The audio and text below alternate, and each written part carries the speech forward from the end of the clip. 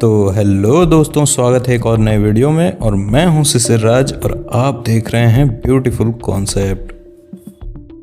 तो दोस्तों, ये SMEP सीरीज का 5वां पार्ट है। अगर आप इससे पहले के 4 पार्ट्स नहीं देखे हो तो पहले हमारे चैनल पे standard model of elementary particle नाम से एक प्लेलिस्ट बना हुआ है, उसे जाकर देख लें। फिर इस वीडियो को देखिएगा, ज़्यादा अच्छे से समझ में आएगा। इससे पहले के 2 पार्ट्स में हमने 2 प्रकार के फर्मियॉन्स के बारे में जाना था, जो कि है क्वार्क्स और लेप्टॉन्स। और अब हम बोसोन्स की बात करेंगे। तो बोसोन्स वाले पार्ट में हमने जाना था कि बोसोन्स 2 प्रकार के होते हैं, गॉज बोसोन और स्केलर बोसोन। गॉज बोसोन 4 प्रकार के पाए जाते हैं, ग्लूऑन्स, फोटॉन्स, जी बोसोन्स और डब्ल्यू बोसोन्स। और स्केलर बोसोन में सिर्फ एक पार्टिकल पाया जाता है, वो है हिग्स बोसोन। तो गॉस बोसोन को एक पार्ट में कवर करना मुश्किल है, क्योंकि ये फोर्स कैरियर पार्टिकल है और ये चारों पार्टिकल अलग अलग प्रकार के फोर्सेस के साथ डील करते हैं। तो हम गॉस बोसोन को 3 अलग अलग पार्ट में कवर करेंगे और इस पार्ट में हम ग्लूऑन्स के ऊपर बात करेंगे। तो बिना किसी देरी किए चलिए शुरू करते आज का ये वीडियो।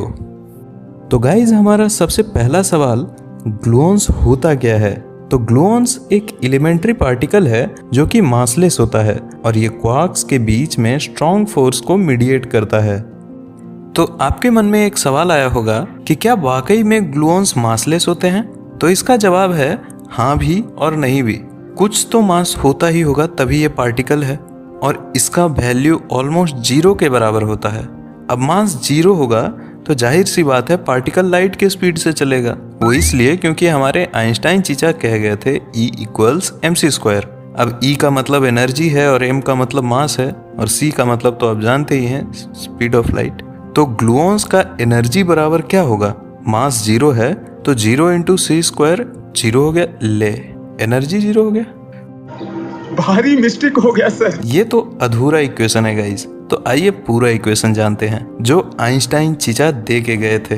तो पूरा इक्वेशन है E² = mc² का होल स्क्वायर प्लस pc का होल स्क्वायर। तो ये था गाइस असली फॉर्मूला। अब वैल्यू पुट करते हैं। अब मास को जब 0 करते हैं तो हमारे पास E = pc बचता है, जहाँ p जो है वह मोमेंटम होता है और c तो आप जानते ही हैं, स्पीड ऑफ लाइट। तो इस इक्वेशन से ये पता चलता है कि पार्टिकल में मोमेंटम होना जरूरी है, नहीं तो एनर्जी भी खत्म हो जाएगा। और c तो कांस्टेंट है, वो तो बदलेगा नहीं। तो इसीलिए मासलेस पार्टिकल लाइट के स्पीड से ट्रैवल करती है, चाहे ग्लूऑन्स हो या फिर फोटॉन्स हो या फिर न्यूट्रिनोज हो।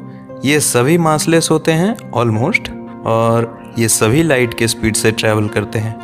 अब आपके मन में एक सवाल आया होगा कि ग्लूऑन्स तो न्यूक्लियस में क्वार्क्स के बीच फंसा होता है, तो लाइट के स्पीड से कैसे ट्रैवल कर लेगा भाई? 3 क्वार्क्स के बीच में, वो भी लाइट के स्पीड से ट्रैवल करता है, तभी तो इतना स्ट्रॉन्ग बॉन्ड बना पाता है, तभी तो इसका नाम ग्लूऑन पड़ा। तो इसका कोई फिक्स मोमेंटम नहीं होता। ये हमारे फोटॉन्स की तरह आजाद नहीं होते, ये कलर कन्फाइनमेंट में रहते हैं। तो इस कलर कन्फाइनमेंट नाम के जेल में सिर्फ क्वार्क नामक कैदी नहीं फंसा हुआ है गाइस, यहाँ जेलर भी फंसा हुआ है जो कि ग्लूऑन्स है। अब हालांकि जेलर अपना जेल बदल सकता है, परंतु कैदी तो वहीं रहेगा। तो welcome to the world of colour confinement guys. I hope इतना सबको क्लियर हो गया होगा। तो अब हम ये जानेंगे कि ग्लूऑन्स स्ट्रॉन्ग फोर्स को मीडिएट कैसे करता है। तो उससे पहले हम ग्लूऑन्स के प्रकार के बारे में जान लेते हैं।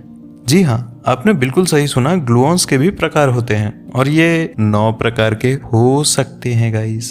परंतु इनमें से एक न्यूट्रल होता है जो कि स्ट्रॉन्ग इंटरेक्शन को भाव नहीं देता है और इंटरेक्शन में कोई मदद नहीं करता है, इसीलिए कुल मिलाकर 8 ही है।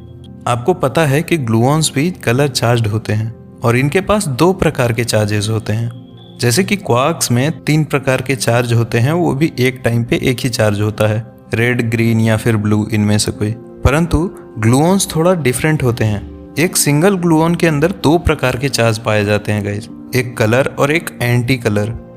यहाँ इलेक्ट्रिक चार्ज कोई मत समझ लेना, नहीं तो पूरा कॉन्सेप्ट ही गड़बड़ा दोगे। तो आइए इन सारे 9 प्रकार के ग्लूऑन्स को देख लेते हैं, जो कि हम कॉम्बिनेशन बना ही सकते हैं। कैसा बनेगा? Red anti red, red anti blue, red anti green, blue anti red, blue anti blue, blue anti green, green anti red, green anti blue, green anti green.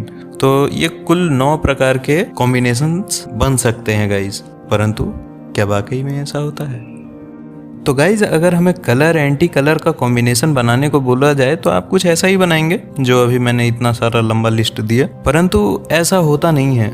ये सिर्फ रिप्रेजेंट करने के लिए सही है, परंतु असल में ग्लूऑन्स ऐसे नहीं है और इस तरह से आप इनके कॉम्बिनेशंस निकाल भी नहीं सकते, कलर कॉम्बिनेशंस, क्योंकि साइंटिस्ट्स का ग्लूऑन के पॉसिबिलिटी को प्रिडिक्ट करने का स्टाइल ही थोड़ा अलग और यूनिक है।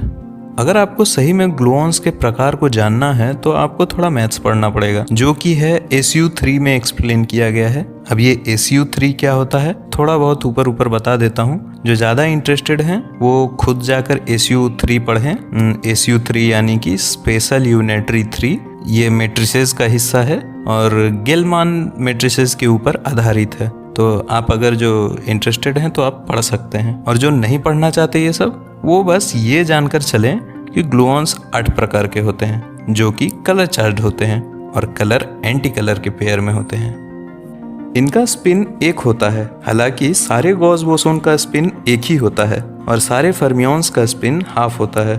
अब एक महत्वपूर्ण सवाल है जो कि आपके दिमाग के सारे पर्दे खोल देगा। तो ये सवाल क्या है, आइए जान लेते हैं। तो सवाल ये है कि क्या क्वार्क्स के बिना ग्लूऑन्स रह सकते हैं? क्योंकि सारा प्रेम कहानी इसी सवाल में छुपा हुआ है गाइज। आपको क्या लगता है कमेंट सेक्शन में जरूर बताइए। जवाब है बिल्कुल नहीं। क्वार्क्स और ग्लूऑन्स तो दूर की बात है, एक क्वार्क अकेला भी नहीं रह सकता। जी हाँ, एक क्वार्क दूसरे किसी क्वार्क के बिना भी अकेले रह नहीं सकता। क्वार्क जब भी पाए जाते हैं, एक से अधिक संख्या में पाए जाते हैं। या तो ये क्वार्क एंटी क्वार्क के पेयर में पाए जाते हैं, या फिर न्यूट्रॉन और प्रोटॉन के तरफ 3 क्वार्क्स के ट्रिपलेट्स में पाए जाते हैं। और अगर आपने चालाकी करने की कोशिश की कि हम नहीं मानेंगे, इनको तो हम अलग करके ही मानेंगे, तो आप वो भी कर नहीं पाएंगे, क्योंकि जब आप एक क्वार्क और एक एंटी क्वार्क के पेयर को सेपरेट करने की कोशिश करते हैं तो वो एक दूसरे को और भी ज्यादा बल से खींचता है। और अगर आप इतना एनर्जी लगा दें कि वो अलग हो जाए, तो ये आपके द्वारा लगाए गए एनर्जी को यूज करके एक और नया क्वार्क एंटी क्वार्क का पेयर बना लेगा। तो अभी तक आपके पास एक पेयर थे, अब आपके पास 2 हो गए। कर लो जो करना है। तो अब इस पिक्चर में ग्लूऑन्स कहाँ है और वो क्वार्क से अलग नहीं रह सकता, ये क्यों? तो आइए ये जान लेते हैं। तो अब ये सोचिए कि अगर एक क्वार्क अकेला नहीं रह सकता तो उसका कारण क्या है? उसका कारण क्वार्क्स को स्ट्रॉन्ग फोर्स वाला नशा चाहिए। अब यहाँ दल्ला कौन है? ग्लूऑन्स। क्योंकि ये फोर्स कैरियर पार्टिकल हैं, तो ये स्ट्रॉन्ग फोर्स को कैरी करता है और सारे क्वार्क्स तक पहुंचाता है, तभी तो क्वार्क्स का कलर चेंज होता है। और ये ग्लूऑन्स जो हैं वो भी शांत बैठे नहीं रह सकता, क्योंकि वह मासलेस है, उसको लाइट के स्पीड से दौड़ना पड़ेगा। वो रुकेगा मतलब उसका खेल खत्म, टाटा बाय बाय हो जाएगा। और ग्लूऑन्स रुका तो स्ट्रॉन्ग फोर्स भी खत्म, क्योंकि अब क्वार्क्स का कलर कौन बदलेगा? कलर नहीं बदला तो फिर जाके हेड्रोन न्यूट्रल कैसे रहेगा? तो बहुत सारे सवाल आ जाते हैं गाइस। तो इसीलिए ओवरऑल ग्लूऑन्स का 2 ही मकसद है जो कि वो कभी भी नहीं भूलता, वो है लाइट के स्पीड से दौड़ते रहना और क्वार्क्स के कलर को चेंज करते रहना, जो कि वो बखूबी निभाता है। तो ओवरऑल इसका सार यही है कि ना क्वार्क्स अपने साथी को छोड़ता है और ना ग्लूऑन्स उनको छोड़ने देता है। बहुत ही खूबसूरती के साथ एक दूसरे के साथ मिलकर स्ट्रॉन्ग फोर्स और कलर चार्ज जैसे चीजों को बनाए रखते हैं। इसको कहते हैं यूनिटी इन डाइवर्सिटी। तो ये था गाइज हमारा आज का ये वीडियो कैसा लगा कमेंट सेक्शन में जरूर बताएं। हमें अच्छा लगता है आपका कमेंट पढ़कर, और जब मैं अपना सब्सक्राइबर बढ़ता हुआ देखता हूँ तो मैं खुशी से पागल हो जाता हूँ गाइज। तो अगर आप मुझे पागल करना चाहते हैं तो सब्सक्राइब जरूर करें। धन्यवाद।